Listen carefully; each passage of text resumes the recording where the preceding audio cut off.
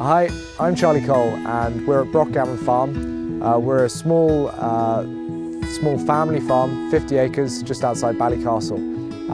We're a mixed farm, but we do things a little bit differently here. When we started looking at different farm systems, a closed loop system was something that really kept coming to the forefront. And with the kid goat and the roast veal, that was taking a byproduct from a dairy farm, something that was, unfortunately being euthanized or exported out of the system, and sort of trying to use that waste stream to create, a value-added product. And as we've concentrated on the rest of the farm business, it's been the same, trying to create closed-loop systems and stopping us having dead ends in the system. And we've incorporated that as we've moved into the field structure. So creating sort of like a lay-based farming system, building fertility naturally, and then harvesting that in our vegetables as well. What you see now is not how the farm looked originally. The man that we bought the farm from had very bad arthritis and wasn't able to get around and check the fields. There was a lot of ragwort, docks, whims growing up in through the fields, and we could see the potential of it. There was a lot of natural capital that we wanted to sort of keep on the farm. But at the same time, it just needed a bit more love and care. Ditches and shucks had fallen in as the cattle had knocked them over, and hedges had been eaten right back, and it just wasn't being managed to the best of its ability, and that's what we're trying to do now. Without a doubt, as a startup business, the first 10 years, 10 years is a long time, but in farming terms, it's not long at all. The guiding principle has been to make a living, but at the same time, the whole way through the last 10 years, the sort of underlying current is to do that sustainably, environmentally, because that is the starting block that we've come from, and that's what we believe in fundamentally. So yeah, as we've developed the business, every sort of business decision is sort of hand in hand. Does it make money, and is it the best thing we can do for the environment? The early days, it was very much straw-based in the sheds. So much so to the point where actually we're probably bringing in too much straw onto the farm. So we've now developed the sheds to reduce our straw output. So that lowers our P&K requirements on the farm, which were looking too high with the straw that we were bringing in. So again, sort of trying not to sort of create waste streams that weren't closed. And the more we've developed that, the more we've created the system that we're using now. So we're putting in sort of mixed herbal lays to sort of generate sort of soil fertility. We're then sort of terminating them with the throughput of some pigs, so that sort of replaces the plough. Unfortunately, because our stock are sort of young in age, we can't look at a brassica break that we sort of consume during the winter months because the stock have to be in over the winter. So we looked at basically putting in veg for human consumption. We have a farm shop on site, so we have the ability to add value to that product.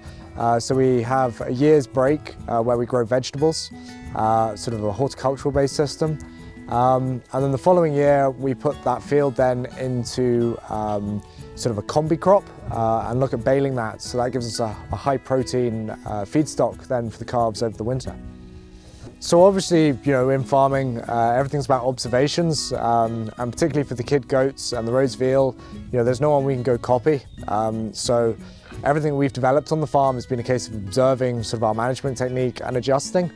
For the kid goats, we really wanted to get them out of the sheds and grazing, and that took us down the rabbit warren of herbal lays. Kid goats, traditionally, you put them into a field, they won't touch the grass sward, they'll go straight to the hedges. And that's what led us to looking at establishing herbal lays. And the more we read into them, the more we saw the benefits. So we basically set up mob grazing off the back of that. And we now run the goats and the calves through mob grazing systems. In terms of advice for establishing, it's very difficult. Everything's very new. There's not many people doing it. So it's just trial and error. And the way we've developed the system has been around what's gone wrong and then can we make it better, and we certainly haven't got the perfect solution, but we think we're getting there. So obviously sort of first generation farmers, the cash flow is most important, and after putting up some big sheds, there isn't much left in the pocket for machinery. So when it came to sort of terminating grass lays, the idea of sort of bringing contractors in and sprays, Spraying particularly just didn't sit right. Ploughing was our sort of solution. And we looked at it and we said, well, actually, with the butchery and the farm shop, pigs is a viable option. And so we bring in the pigs. They soon turn over a sod of grass and kill off the grass. And that leaves it free for us to go in just with a rotavator the following year to establish the horticultural crops. Now, having said that, between both sort of the vegetables and cereals, we would sow a Phacelia vetch crimson clover cover crop. So what you're doing there is you're preventing any sort of weeds from reseeding, but you're also doing a lot of nitrogen fixing there as well with the vetches and the clovers. So it's really difficult to sort of capitalise the way we farm. Very much the nature of the farm has always been to have the environment up focus, and that certainly gives us a unique selling point and added value at the farm gate, and that is what draws our customer. But at the other end, if I'm looking at the sort of the profit and loss accounts, if I have to spend money bringing in a fertilizer or a spray or something like that, I have to see the benefit at the other end, and I can't see it working. Why would you? It works fine this way, so we've just never bothered.